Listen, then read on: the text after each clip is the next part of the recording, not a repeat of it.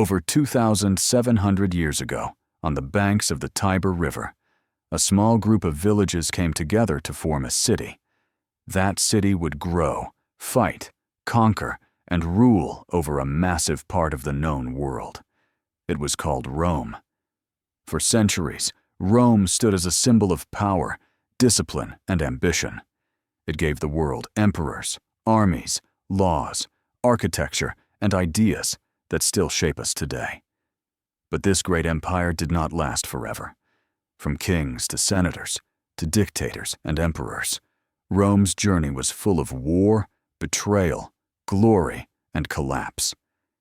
This is the rise and fall of the Roman Empire, simplified. The Roman Kingdom. The story of Rome begins in legend. A she-wolf raised two brothers, Romulus and Remus.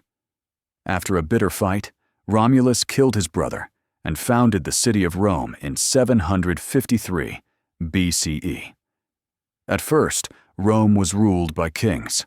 There were 7 of them, each contributing to Rome's early foundations, from building walls to organizing religion and the military.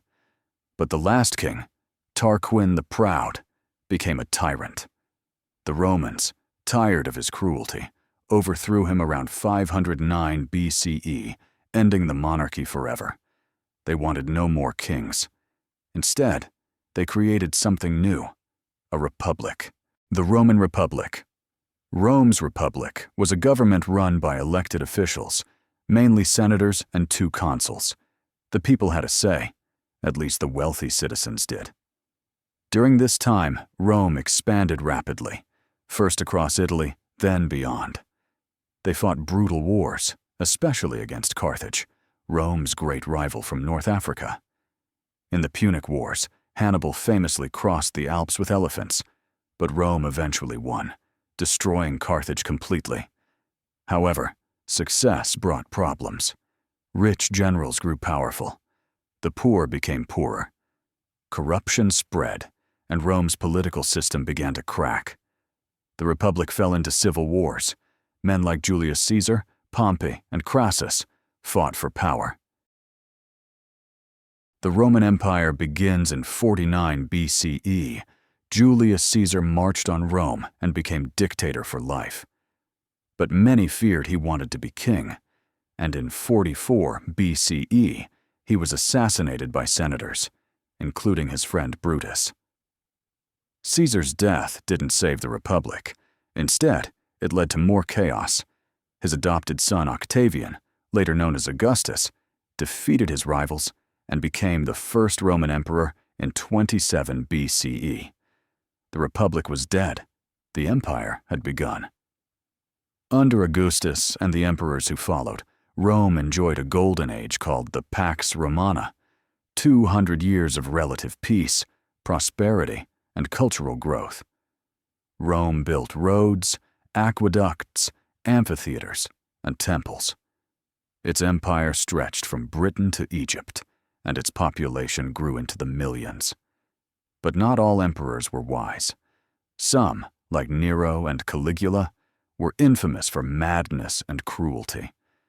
Rome would see over 70 emperors, some wise and powerful, like Augustus and Marcus Aurelius, and others infamous for madness, like Caligula and Nero. Each had a role in Rome's incredible story. We'll explore their stories in upcoming episodes. Eventually, the empire grew too big, too complex, and began to weaken. Decline and division.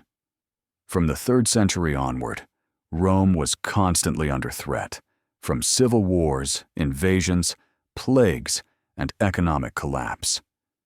In 285 CE, Emperor Diocletian split the empire into eastern and western halves to make it easier to govern. Then came Constantine the Great, who legalized Christianity and moved the capital to a new city, Constantinople, modern-day Istanbul. This would become the heart of the Eastern Roman Empire. Meanwhile, the Western Roman Empire struggled. In 476 CE, Rome fell to a Germanic chieftain named Odoacer. The Western Empire was gone. But the story didn't end. The Eastern Roman Empire, now called the Byzantine Empire, survived for nearly 1,000 more years, until it finally fell to the Ottomans in 1453 CE.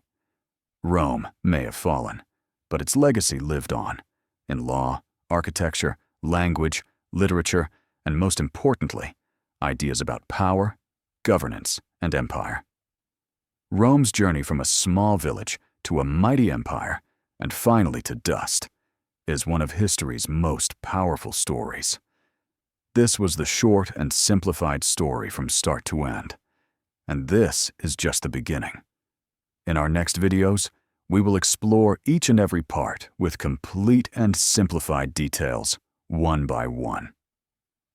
In our next episodes, we'll explore the life of Romulus, the legendary founder and first king of Rome. If you enjoyed this, like the video, subscribe, and comment below. Who's your favorite Roman emperor? Let's simplify history together.